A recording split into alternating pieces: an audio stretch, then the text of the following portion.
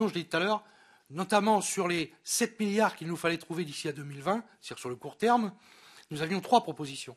Nous ne sommes pas les seuls à dire aujourd'hui que les 200 milliards d'aides données aux entreprises chaque année, il y a plusieurs dizaines de milliards qui devraient être regardés de près, qui n'ont aucun effet sur l'emploi, sur la sauvegarde de l'emploi, etc.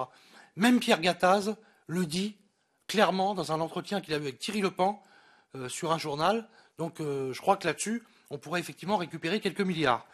Deuxièmement, nous on pense que sur la fraude fiscale, on pourrait effectivement, dans le cadre du court terme, récupérer quelques milliards pour financer, pour trouver les 7 milliards. Et enfin, l'égalité femmes-hommes, je le disais, rien qu'à elle ne suffirait à faire entrer 10 milliards dans les caisses à horizon 2020.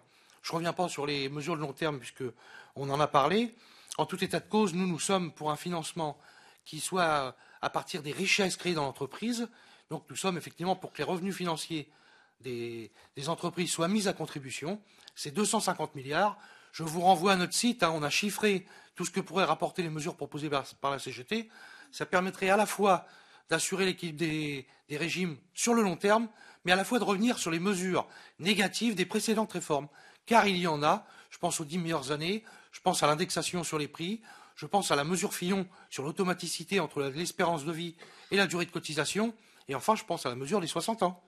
Voilà.